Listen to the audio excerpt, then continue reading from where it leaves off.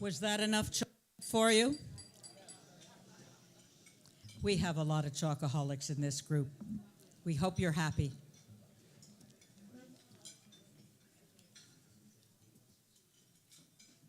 I have a letter to read, little tribute.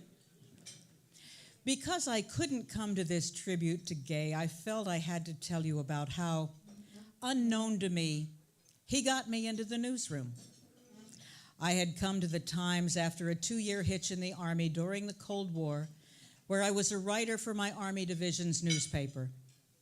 The Times didn't give me a writing job, but instead put me on a 3-man team that looked after the needs of the editorial page writers on the 10th floor. We ran errands, carried their copy to the newsroom. At that time, people like me were allowed to offer pieces to the editorial section without a byline. I had written a piece about kids who, having no access to a real field, learned their baseball on city streets. Gay Talese, who was a reporter at that time for the sports section, read my article. He liked it enough to suggest that the sports editor hire me. The editor didn't have a place on his staff, but Gay didn't give up and went down to the newsroom to suggest that they hire me. They did, and my real life began. There aren't too many people like Gay Talese. He is gifted, and his work will always be relevant, remembered, and recognized. Congratulations, Gay. Sid Shandberg.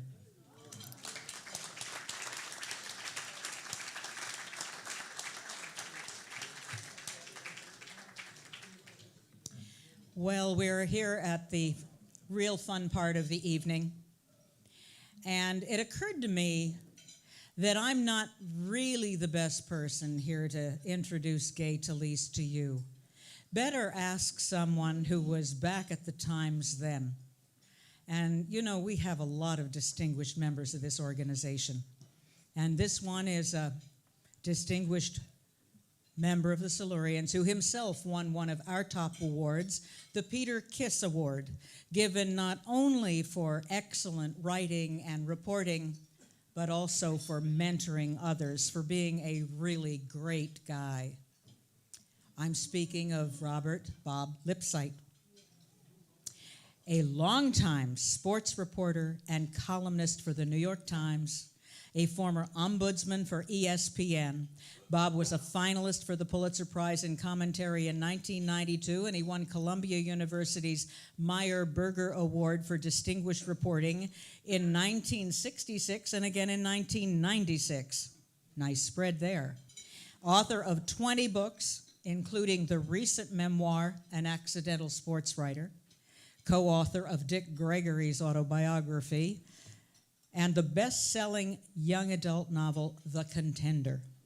You saw him on television in CBS's Sunday Morning with Charles Kuralt, the weekly PBS show Life Part 2, and the nightly public affairs show The 11th Hour, for which he won an Emmy. Lipsyte cited Gay Talese in his book, An Accidental Sports Writer, as a major influence upon him, called Talese his idol, showing the style that would make him the most influential of the so-called new journalists of the 60s. But I'm going to let him tell you about it. Bob?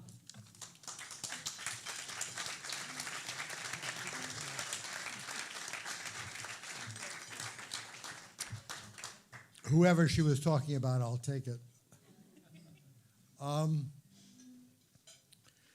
As a Times copy boy in the late 1950s, I learned the essentials of journalism: precision, shoe leather, persuasion, before I ever wrote a single story.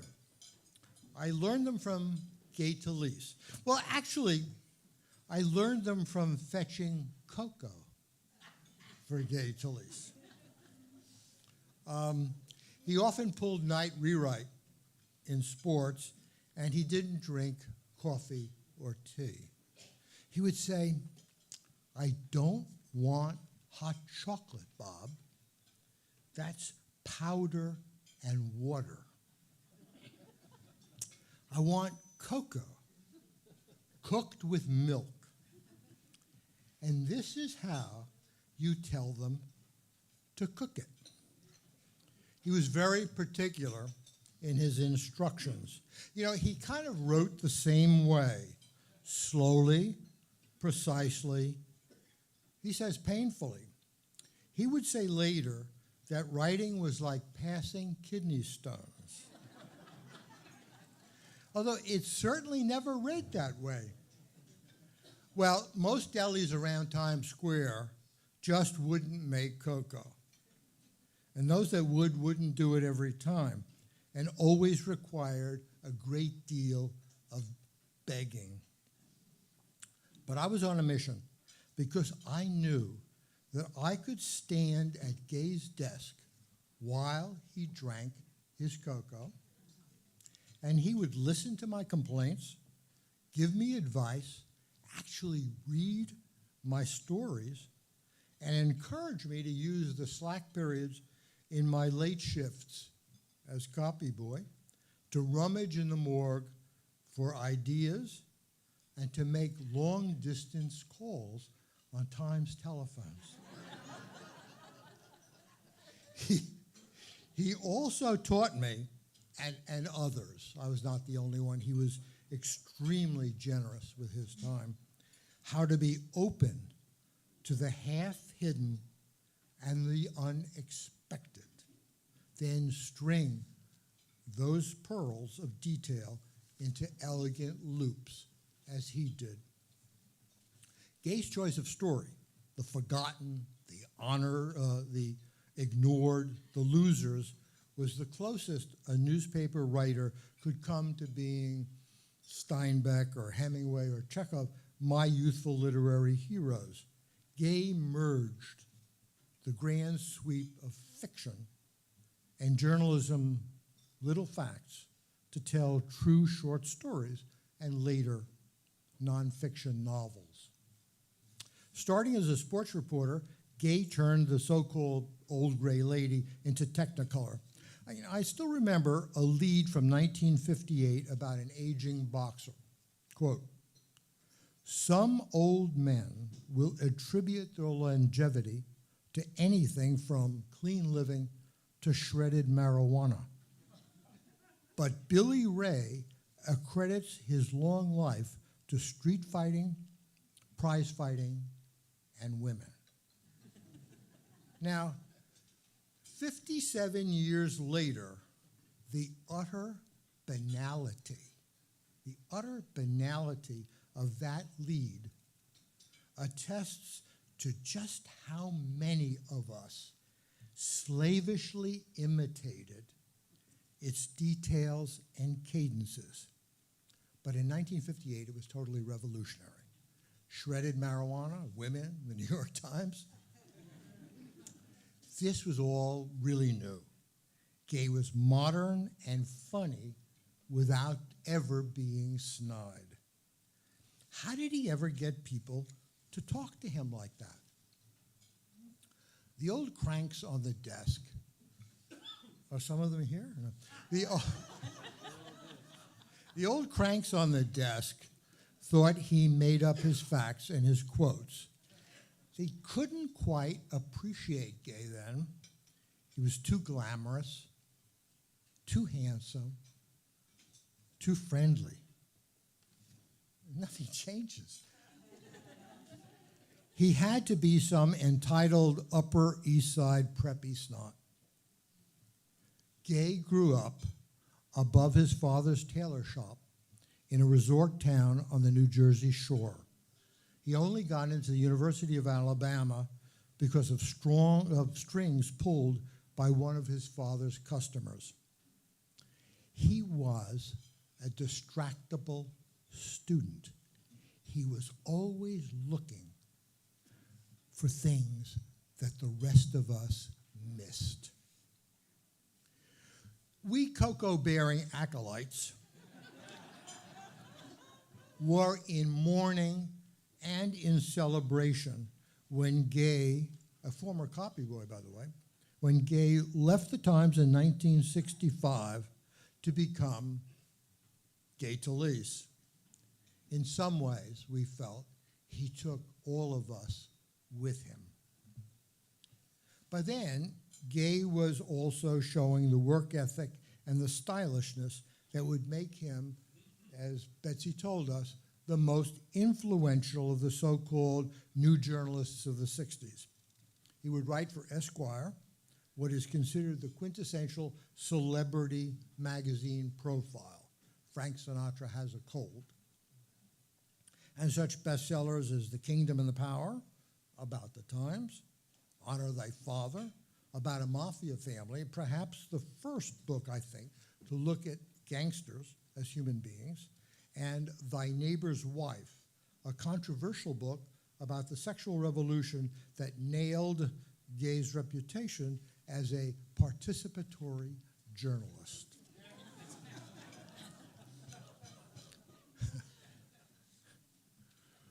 What Gay thought was critical to his success was his civility. He knew how to treat customers, subjects. He grew up in a retail store, after all, and drove the family's dry cleaning truck.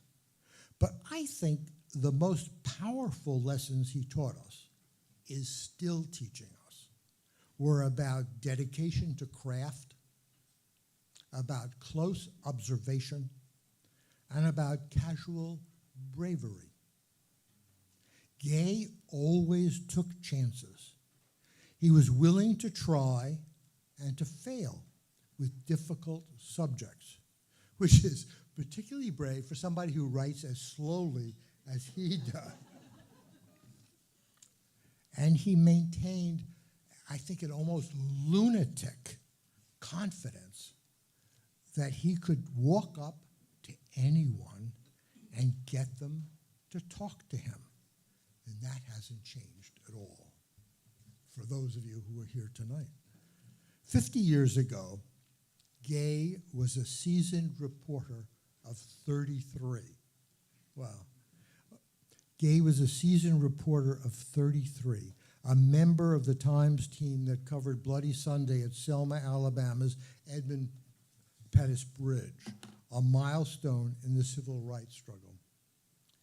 8 months ago, a seasoned reporter of 83, Gay returned to Selma and the bridge to report for the Times in prose just as clear, with details as precise, with that lunatic confidence rewarded once again that everyone will talk to him, and gave us a wonderful story. But this time, he was able to add the experience earned in a lifetime of achievement. He was able to write, quote, "What you see in Selma, like most places in America, is a process still painfully working itself out. No wonder we are so proud to honor our witness, our mentor, Gay Talese. On behalf of the Silurians, our president, Betsy Ashton." Stay up here, stay up here.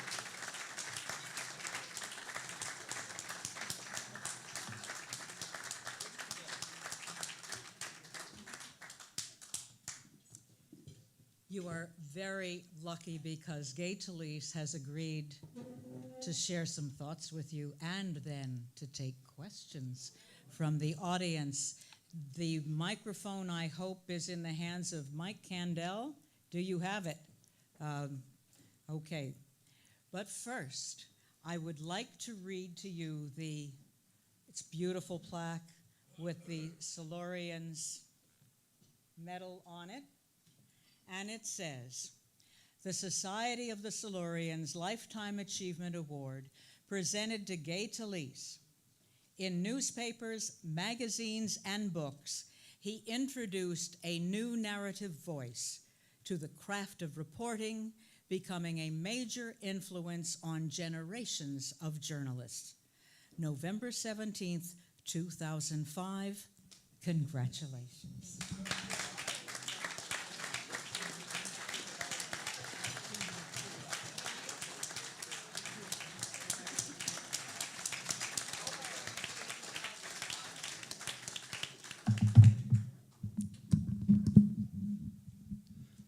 Thank you very, very much, Betsy. And the rest of you, I am very gratified to be here, standing in to try to suffice the reputation bestowed upon me by my friend Bob Lipsyte. And I also want to thank the other chronicler of my life, Mort Scheinman. Those of you who have the article at your table know that he said in this article that's very flattering how the best years of my life were the years when I was a reporter. And it's very true. When I was a reporter, the city room of the New York Times was a very large place occupied by about 300 different people at different desks. And what was wonderful about being a reporter on the New York Times is on many days, many of us had no assignment at all. So we'd linger among one another in this noisy place with the telephones and the typewriters that had bells, and we would talk to one another. We would complain to one another. We were all young. We were between 23 and 33, and we all had a common enemy, which was the desk and the bad editing that we know, ruined our leads and clipped our prose, and our masterpieces were not appreciated by management. But what it really was, as we talked then, as I'm not sure they talk today in this time of cubicles and quietude and people behind laptops looking down, they didn't have today, I think, what we had then, which was the city room as a therapy center. Because during all that time, the 10 years that I most remember, I was always in the New York office. And I never had, even in my worst days, much depression that lasted long, because sooner or later during that day, I'd talk to somebody, talk my problems out, and in turn listen to other people. And we were one another's psychiatrists. And I lasted there for 10 years, indeed the happy 10 years of my life. And when I left, one of the bills I incurred was psychiatry. I had spent more money on shrinks since I left the Times than the foreign rights of my best-selling newspaper article. But also, I believe I was destined to be a journalist because I was born, as Bob said, in Ocean City, New Jersey. But what he did not say is the home I had and the store where my mother and father had both a dress business on one side and a tailor shop on the other. It was once a newspaper building. In Ocean City, which is 10 miles south of Atlantic City, during the 1920s, there were two weekly newspapers. One was the Ocean City Sentinel, and the other was the Ocean City Ledger. In the 1930s, during the Depression, the Ledger went under, merged to the paper that's there today, the Ocean City Sentinel Ledger, a paper I worked for in high school as a high school reporter on student news. But when my father, a tailor, saw this big building on the main street of town, unoccupied for 3 years, owned by a bank, was very, very able to buy it, and he did. And we moved in when I was born. I was born in this place that had once been the Ocean City Ledger, and a large building it was. On one side, the tailor shop that was mentioned, on the other side, my mother's dress shop. And upstairs, where there had once been linotype machines, was where we lived as a family. I was not a very good student, as I think has been mentioned, but the only thing I was really good at was curiosity. And that really was born of being a boy in the store.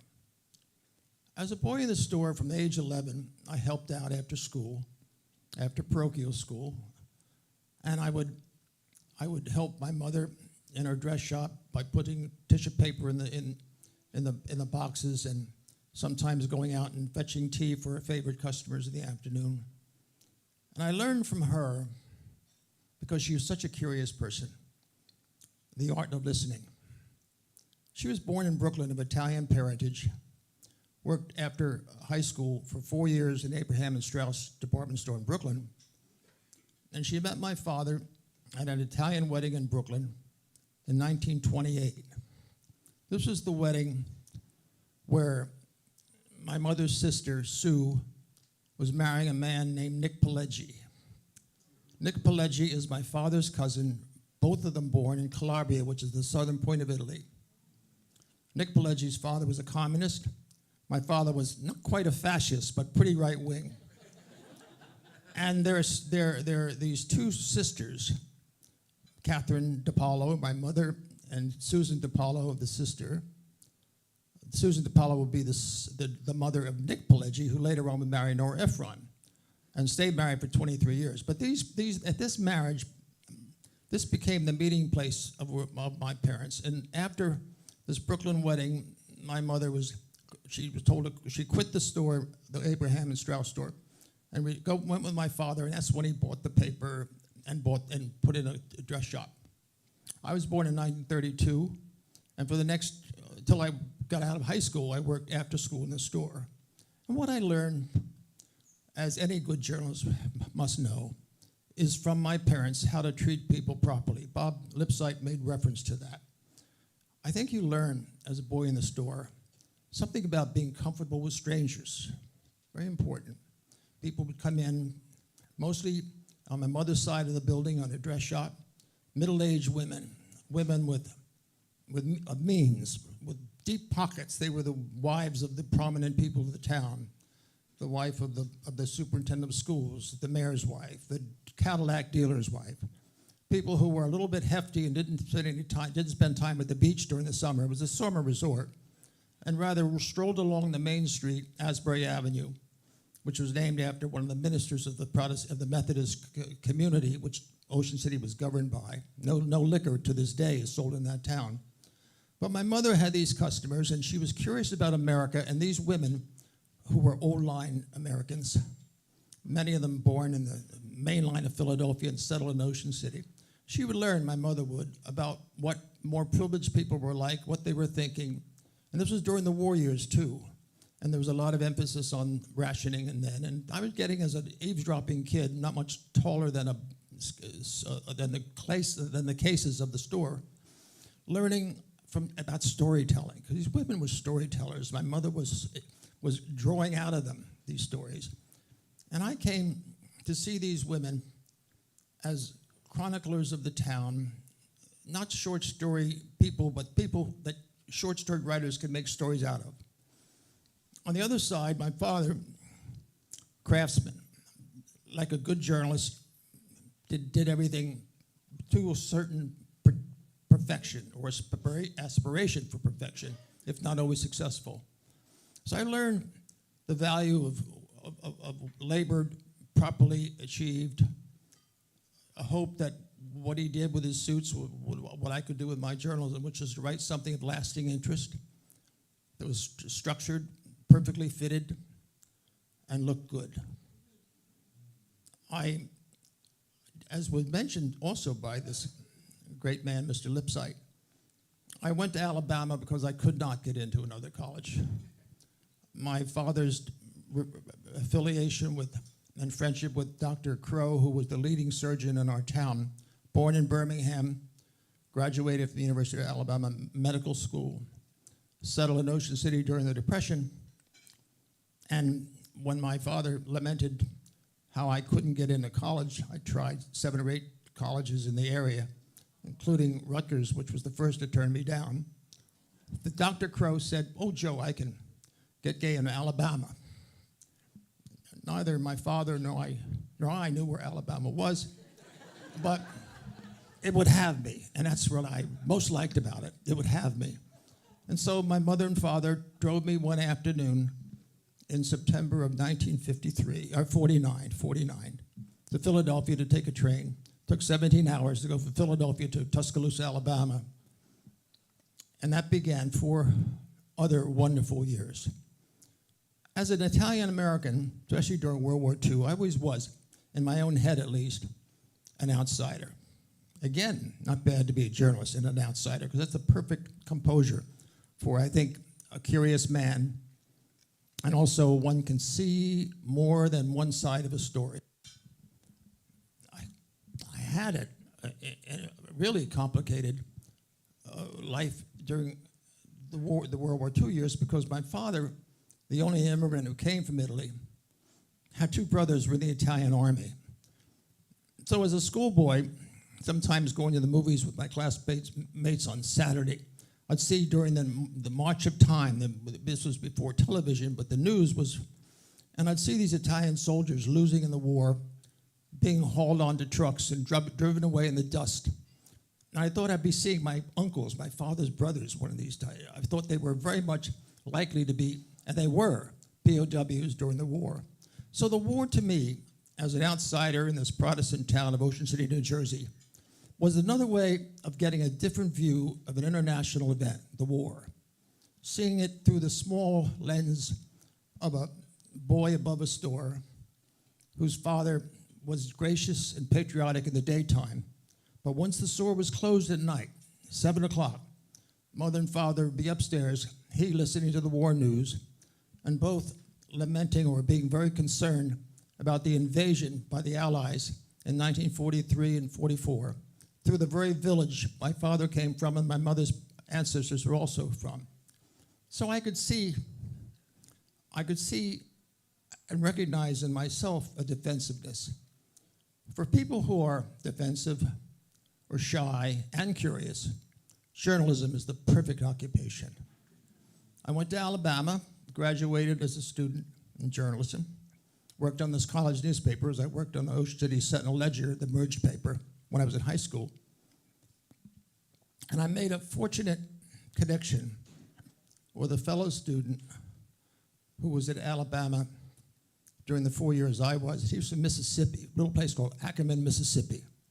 And when I was about to graduate, in June of 1953, this fellow, Jimmy Pinkston was his name, he said, "Gay, you ever get to New York, you ought to look up my cousin." "Oh, who's your cousin?" Jimmy said, "He's the managing editor of the New York Times. His name is Turner Callage. He's related on my mother's side." Wow.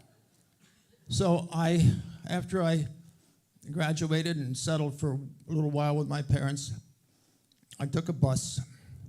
It was in June of 1953, a month after graduation. Took a bus to New York, 43rd Street, walked across from the bus station to the New York Times building at 229 West 43rd. Third floor was the newsroom, so I took the elevator up. I was dressed as I'd always been as a child. I was dressed well, three-piece suit, hat. Didn't look like some bum off Times Square. But was 21. Approached the reception room. On the walls were portraits of the Sulzberger family and Adolf Ochs, whose daughter married into the Sulzbergers. And as you know, that family is in its fourth generation of owning and running the New York Times. I approached the desk, receptionist man with a white-haired man with a bow tie sitting behind this big desk, looked at me. "May I help you, young man?" "Yes, sir. I'm here to see Mr. Callage, the managing editor." He looked at me and how I was dressed, but also I was young and I had no appointment. And he said, "Mr. Callage is a very busy man." Yes, I know, sir. He said, "Why are you here?" I said, "I know his cousin." "You know his cousin?" "Yes, I went to the University of Alabama, and his cousin and I were in a class together." And they're so confused. He picked up the phone, and he made a phone call. About 5 minutes later, a younger man, but very well dressed as well. People in those days in newspapers were very well dressed, as you are here tonight, of course. And this younger man says, "My name is Herbert Andre, and I'm the executive secretary of the managing editor. How may I help you?" I said, "Well, I was told by Mr. Callage's cousin, if I ever was in New York, just stop by and see him. I'm a graduate of the University of Alabama School of Journalism." And he said, "How long will you be in New York?" I said, "Until I can see Mr. Callage." And he looked at his watch. This was about 11 o'clock in the morning. I took the 8 o'clock bus from Atlantic City, 3 hours up the driveway to New York. And he said, Mr. College has a 4 o'clock meeting with his editors every day. If you will come back around 10 of 4, I can maybe get you to come in and see him and you shake hands. But you can't be long. No, sir, I won't. Okay, you come back. So I had never been to New York before. I wandered around Times Square and killed 4 or 5 hours. No, 3 hours. So promptly at about 10 minutes to 4, I returned to the reception room, 3rd floor, and the same receptionist was there, looked at me, called up God. Then Mr. Andre comes out of the newsroom, the swinging doors out of the newsroom into the reception room. Say, please follow me, Mr. Talese. Thank you, Mr. Andre. He walks me into the newsroom. I followed, and I saw that glamorous place where row upon row, you could see the whole, there's a block long, 43rd Street, and you could see 44th Street overlooking Sardi's. And in this row upon row of desks with people, men and women, smoking, typing with a bell. Every time the carriage hit the bell, there was noise, telephones. People were in all postures of professionalism. Busy copy readers, office boys, elderly editors, rows of rewrite bank, and the reporters, men and women of all kinds of specialty and general assignments as well. I'm then led by Mr. Andre into this big office. Looked like the size of a basketball court. And in the back of it, the first in the front was a big reception room, and that's where the editors would meet with Mr. College for the daily meeting and judging the news. And I saw, as they entered the room, at the far, far back of the room, behind a big desk, with one black shiny shoe on the desk, as they leaned back, this guy in a gray pinstripe suit. I'll never forget the look of that suit. And the hair and the face that looked like some Swedish massager had just gave him a rosy look. And he watched me as I walked in behind his secretary. He looked up and says, oh, good afternoon. And Mr. Andre said, this is young Mr. Talese. He's visiting today from, where are you from? Ocean City, New Jersey. Yes, Ocean City, New Jersey. And Mr. College said, well, what brings you to town? I said, well, I came at the request of your cousin. My cousin? Who, might I ask, is my cousin? Oh, I said, Jimmy Pinkston. There was on his face not a look of recognition. And I stood there in silence. And Mr. Andre said nothing. He was standing over me. And also noticed that 1 or 2 editors were lined up out the door, about to come in for the big meeting around the conference table. And finally, Catlett said, well, and Andre looked at his watch. Mr. Catlett said, well, what do you want to do? I said, I want to be a reporter. I want to work for the Times. Oh, he said, we have people here who have experience. They work on daily newspapers for years. You're not experienced. I said, maybe I could be an office boy, copy boy. There was a pause. Catlett looked up at Herb Andre, who was still standing over, and I was seated. Herb, he said, do we have any? No, sorry, Mr. Catlett, you're real full.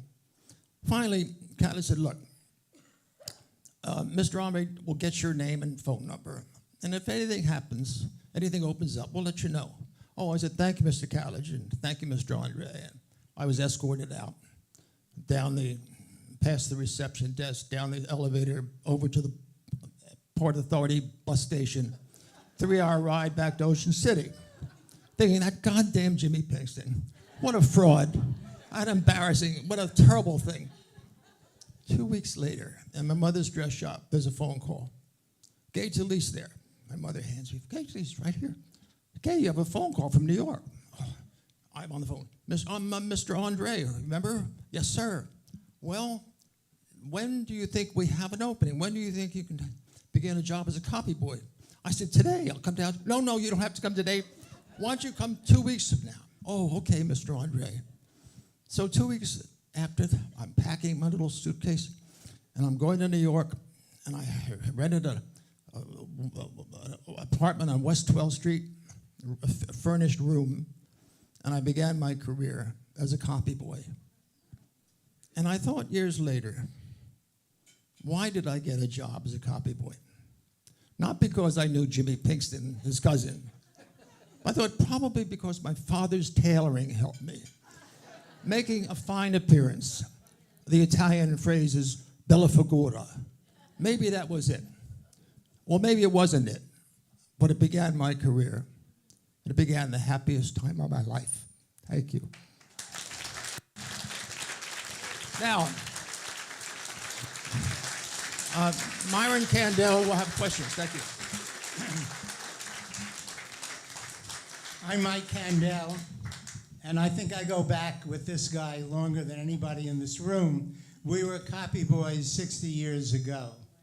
Now, Gay became a reporter after being a copy boy.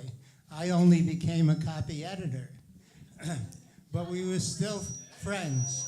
And Gay was a great reporter. And one day, the New York Times, powers that be, spring training, baseball spring training was about to start. And they said, instead of sending the old-timers to cover baseball training, why don't we send some bright young guys? And there were two of them. Gay was one of them. And he went to spring training. There's a point at the end of this talk. Gay went to spring training and was a wow. He wrote things about spring training that the old codgers had never thought of. And he came back, and he really, I think, made his reputation then, at the beginning. And I said to him, Gay, you didn't know anything about baseball. How could you do so well? And he said, don't let them know it. Now, here's the question. What advice do you have to people in your shoes? You're given an assignment. You're not particularly expert on that subject. How did you do it? Well, I think first you have to have a manner that will instill in the confidence of the person you're trying to know a feeling that you can be trusted. I think, without belaboring the point of how important store manners to me were as a boy, and incidentally, Charlie Rose, I've discussed this before, Charlie Rose was also raised in a store, and he has a genteel manner, as you know, from the show. And my boss at the New York Times, my boss, the managing editor of a later period named Clifton Daniel, best known perhaps for marrying the President Truman's daughter, Margaret, but he was a very refined person. He told me he grew up in a drugstore somewhere in North Carolina, a little town in North Carolina. Called Zebulon. Zebulon. Of course, good manners are not always managed. Look at Breslin, the worst guy in the world, did pretty well. I mean, but I not the worst guy in the world, but the most ill-mannered guy in the world. Good journalist. I once said of Jimmy Breslin, hard-working, hard to know, hard to like. But I think that when I started as a sports writer, and Bob was also began his distinguished career as a sports writer, what we learned as sports writers was the life of the underclass. See, so much of journalism deals with success. People in general news, political news, financial news, are people of achievement and power. And the New York Times and other major newspapers deal with power, but not on the sports page. The sports page is really about, with few exceptions, the underclass and those who have achieved through very hard work whatever distinction they got. And that's why I first became so fond of journalism, because I could see through my access to sports people, boxers, baseball players, even if I didn't know the sport that well, they were people, after all, and they had stories to tell. And if they didn't do well, it was a tragedy, because if they didn't do well, they struck out too much, lost too many fights. they'd lose their livelihood. This was serious business. And you also couldn't cover up if you're an athlete. Whatever you did was done in public. You couldn't blame it on the public relations firm if you lost a fight. You couldn't blame it on the economy if you went broke. It was all on, as I think A.J. Liebling said once about how, in his book, The Sweet Science, how these people in sports, especially boxing, were, if they lost everything. It's tragic in many cases. But what are we talking about? What's the question? Let's have a question. Let's have another question. Frank DiGiacomo, ask me a question. So let's talk new journalism, so-called. Isn't it Truman Capote who claims the mantle, claims the discovery of new journalism? And I know that you also are associated with new journalism, so... Well, I didn't claim anything. I didn't think I was doing anything new. Maybe Capote thought he was. There were so many good writers that I knew about when I started. There was Lillian Ross at The New Yorker, John McPhee, also at The New Yorker. The New Yorker had the best nonfiction writers. When I was growing up, I read fiction writers because I didn't think there were many good nonfiction writers, because until I got to New York and read The New Yorker, for example, I was reading the Saturday Evening Post and Collier's and Look and Life and not finding much in the way of nonfiction that appealed to me. I was really getting my inspiration from the short story writers. The beginning, of course, with Guy de Maupassant, who my father had a collection of short stories. I just loved them as a high school kid. Later on, I came to know the short stories of John O'Hara, and my favorite, Irwin Shaw, and Carson McCullers, and John Cheever. And I wanted to write, as a journalist, short stories with real names and verifiable facts. That's where I didn't know if it was new or not, and I didn't care. But what I wanted to do, as best I could, was to be a storyteller, but not use my imagination. Instead of the imagination, I wanted to know my people, my subject, and the atmosphere around my subject so well that it would seem as if it's fiction, but it wasn't.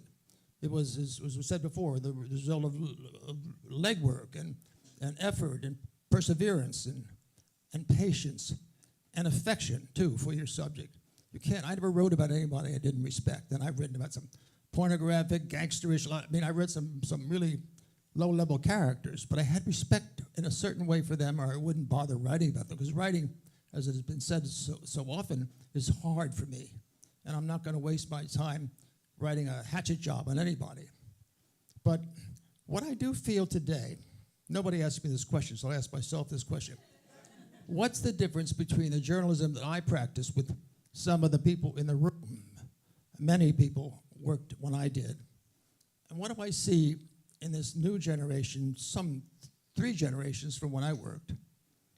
I think one thing, the journalist today is very well educated. We were not, in my time, when I started in the 1950s. Most of the people who were copy boys with me and later young reporters with me in the sports department as well, the general news department, were the first of our generation and our families who went to college.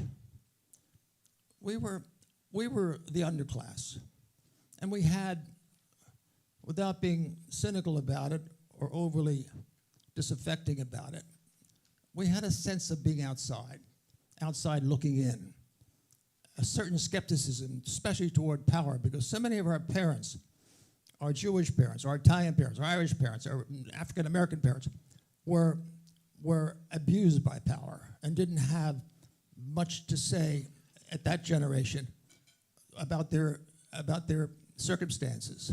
And we, the offspring of such people, had, because of our association with journalism, we had the right to write without any kind of coercion or censorship about what we saw. But what we saw, we journalists of that generation, of which I'm a part, much that we didn't like. The next generation and the generation followed, as I said, were far better educated, and also, more important, were not separate from the ruling classes or the powerful classes or the landowning classes or the whatever the ruling factor may be. In terms of generation and education, they're the same. They went to school, to good private schools, elite colleges that were also at the same time where the Secretary of State would go, where the CEO of some automobile company would go. They were colleagues of a certain class that exists today. And what did that mean? I think it meant, in a social sense, a kind of comfort with one another, a kind of association, socially, economically, educationally, that blurred the line between what had been the outsider class of which I'm a part, and those who had a sense of belonging. This is not a good thing if you're covering our government. If we had people with less a sense of belonging, we would have had more skepticism in the lead up to the war in Iraq, the invasion in 2003, asking tough questions. How do we believe these weapons of mass destruction that we're being told by the Pentagon? And we would have had some demand for answers and not believe, as the gullible journalists in that period did believe, that the war was justified because of these so-called weapons of mass destruction. When I was when I was a young journalist, we had great foreign correspondents. I was never a foreign correspondent. We had people like, on the Times, we had people like Harrison Salisbury, who was one of my heroes. I wrote a long profile in Esquire about him, and also much about him in my book about the Times, The Kingdom of Power. Salisbury found a way during 1966-67 to get into Hanoi during the Vietnam War and tell the story from the other side, how bombings that we in Washington denied, hitting hospitals, schools, etc. We really were doing that, and Salisbury exposed that in front-page articles in the New York Times, which earned him the rancor of many people who didn't like people who undermined or disagreed with the policies of the government. Younger guy, one of my friends, David Halberstam. I mean, here's a guy that was this tradition of Salisbury, and Neil Sheehan among them. Those guys really called it right when we were saying, and Lyndon Johnson was saying, we're winning the war in Vietnam. And no, we're not winning the war. Halberstam, but both President Kennedy and Lyndon Johnson very mad at him. Kennedy went to the New York Times and tried to get Halberstam off the assignment in Saigon. We don't have anybody like that now. And then we'll lead into the war in Iraq. Where are the Salisburys? Where are the Halberstams? Where are the Neil Sheehans? None of them. Because I believe they became, in so many cases, did become embedded. Troops were embedded, television, newspaper, New York Times included, traveling with the armed forces and armored personnel carriers and tanks, becoming mascots for the military. This is what happened. And this is what I do not applaud. And I do not say that journalism does not have a future, because it has a future. But it will have a future more solvent than we sometimes think today, because we're very uncertain about the future of print. But I think newspapers will survive if they give to the people what the people need and cannot get anywhere else. Yesterday, from Paris, we're hearing all these stories. Not the first tragedy that we through in the world of terrorism. God, we had our own here in 2001. But what bothers me about the reporting this week, as well as the reporting in earlier years, is we don't have a sense of who the enemy is. You look in the newspapers, yesterday's paper, today's paper, you find even the identity of the adversarial relationship we have with terrorism. They call it, it's ISIS or ISIS or they don't even have the names of who these people are. We've been hearing Taliban and Al-Qaeda and all these so-called militant. They're people, and we don't know, and I still don't know to my satisfaction, what kind of people would kill themselves because they are so disenchanted with their life and the world around them. They would take their own lives in great numbers. What are they so angry about? What are we doing? There's a quote today in the New York Times, I think it's today, one of the persons that was killed in Paris, one of the terrorists in Paris, 21-year-old guy, who I think set off an explosion in a McDonald's place in Paris near the stadium. The quote today, I'm not sure I have it right, but something like, "We did this because our people, our citizens, are being invaded and killed." He's talking about us. I mean, from his point of view, we are the enemy. We are the terrorists.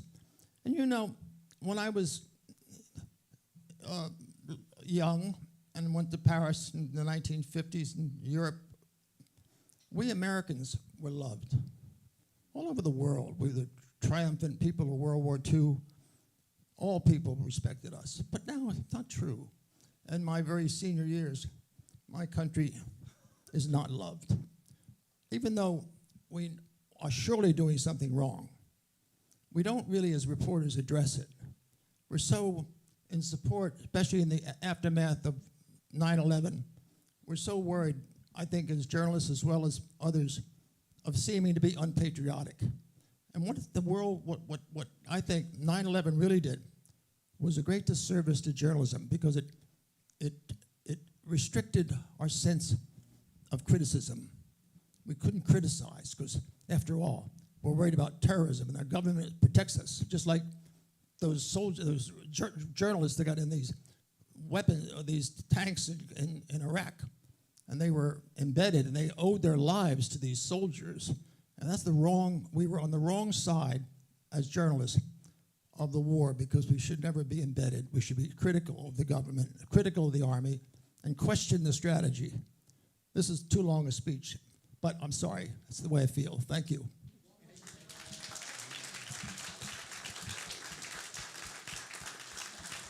I think we better go home. A radical shift. Would you share with us your relation with your family after you started working at the New York Times? What did your mother say when you hung up the phone and said, "I'm going to New York to work for the New York Times"? Did you call your parents when you got your first byline? What happened after that? Do we have time? Yes, we do. How much time do we have? Anybody has to leave, just go ahead. I was very close to my parents, very close. And of course, my father had read the New York Times in the tailor shop every day during the war. He was interested in foreign news. Of course, his interest centered on the approach of the Allied forces through southern Italy, right into the town where he was born and reared, and where his mother lived and his brothers were in Mussolini's army. So we had an interest in foreign news, and not from a particular patriotic point of view, because I thought as a kid sometimes I was on the wrong side of the war, because I'd see in the bureau of my father's bedroom these two soldiers wearing Italian uniforms. And God, what strange-looking uniforms they are. I cared about clothes, and this is an unusual arrangement of attire. But I had the devotion and support. This is not unusual. Everybody could say the same thing, I think, of my parents. And the fact that I got a job in the New York Times, which is my father's favorite newspaper, made him feel he'd done something right. And he did. Did I answer your question? I think enough. All right. Okay, hi. First of all, it's fun to see. Can you hear me? Fun to see you outside of a football screening venue, which was nice. But when you were talking about those marvelous stories about interviews with Catledge early on, and then later Clifton, I was reminded of a marvelous scene in The Kingdom and the Power, in which you wrote about Catledge and Clifton Daniel going out to California during a period in which Catledge was really grooming Daniel to be his successor. And at one point, they were at a cocktail lounge or a bar in San Francisco, and they're attracted by a couple of very appealing women. And you sort of get into their thoughts, and then you used a phrase that is absolutely superb. you said both of these men were extremely sophisticated in the arts of relaxation. I have dined out on that phrase over the years, and I've tried most of the time to credit it to you. Well, The question I raised to you tonight is, because I've often wondered, was that a reward to Turner Catledge or a payback? no, my relationship with Turner Catledge and Clifton Daniel, his successor, was always one of gratitude. I was so proud to be on that paper.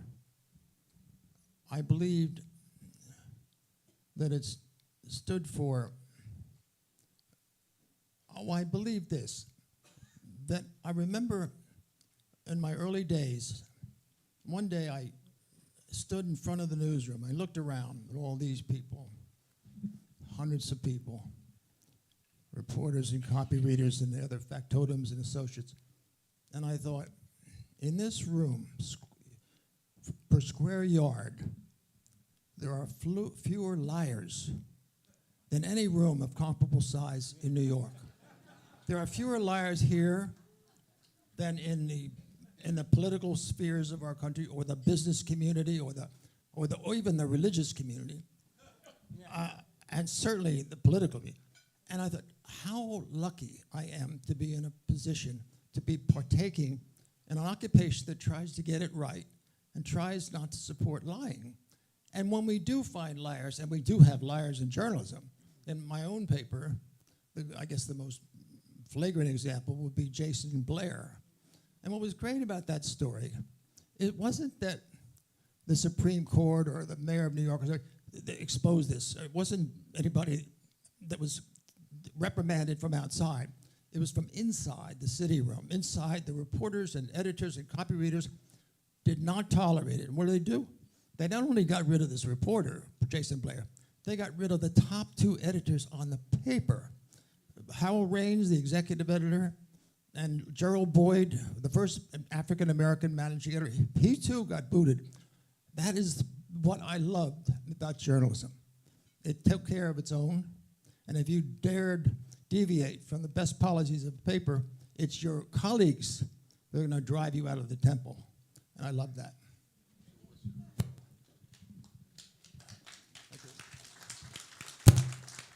Ralph Blumenthal. Okay.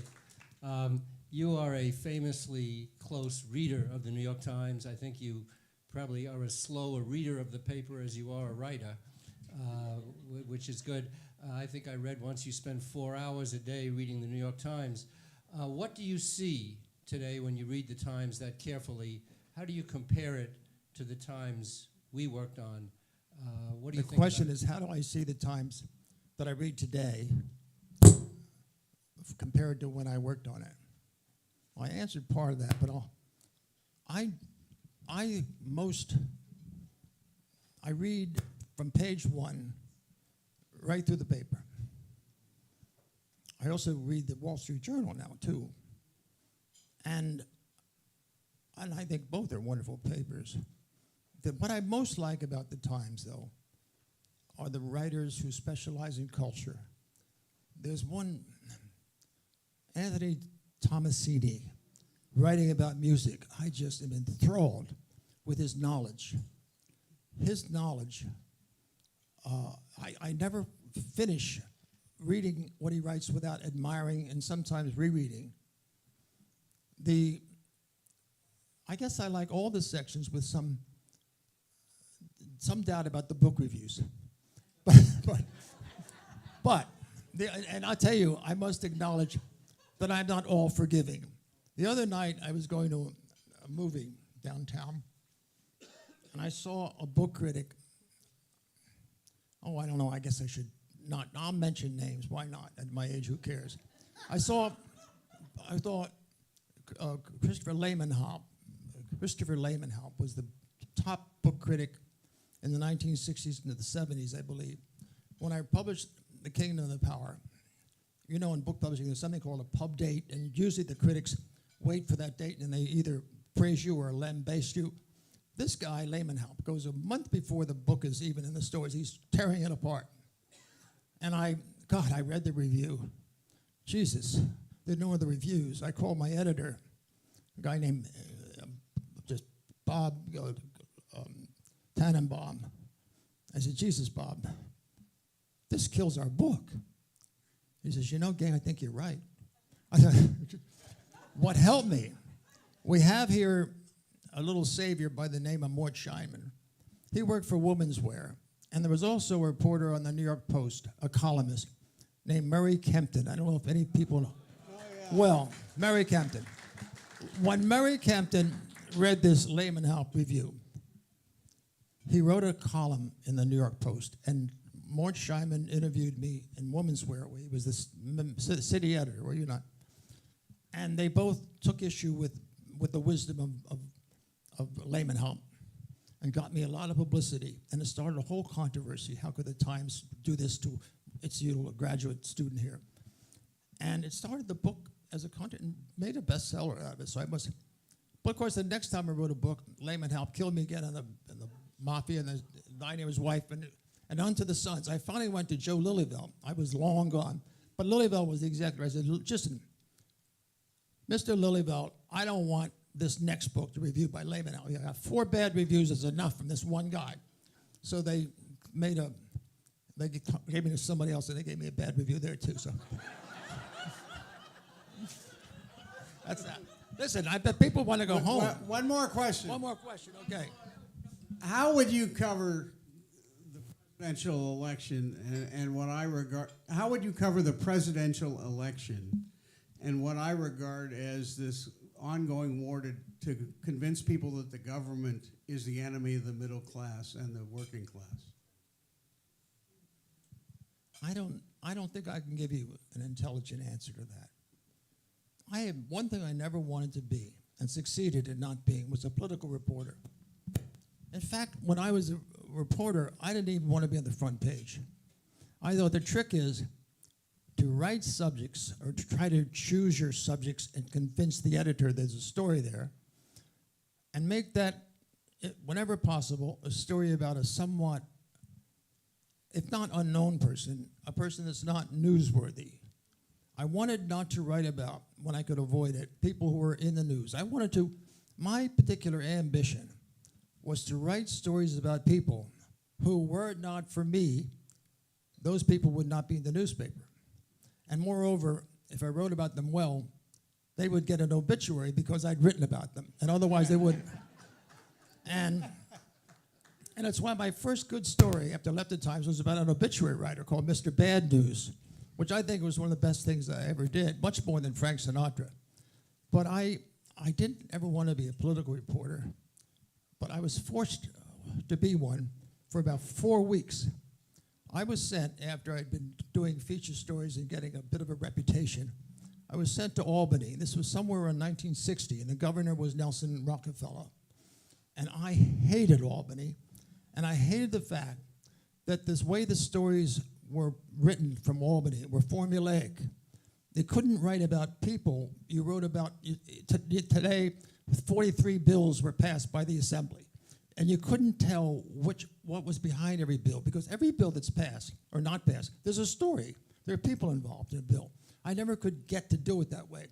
We had a policy then in the New York Times that if you wrote a story of 8 paragraphs, 2/3 of a column they call it, you got a byline. If you wrote 7 or 6 or 5, you didn't get a byline. Because I didn't want my byline on these ridiculously stupid stories, I never would write past the 7th. The 7th byline was all over. And they finally caught up to me, and they called me back from Albany, and they put me on obituary writing, which is a terrific job, because people that you're writing about, and they get an obituary in the Times, they're people of accomplishment. So you're writing about very interesting and achieving people. And I also, during my free time as an obituary writer, I was writing for the New York Times Magazine and Esquire, and so I was making a lot of money from different sources. I think we're about tired here. Thank you. What an evening. What an evening. Woo! One final thing. Whoa, don't go away. Don't go away. One final thing. We honor our speakers with a membership in the Silurians. Here is your membership card. We hope to see you at the next meeting. I will be here. Thank you.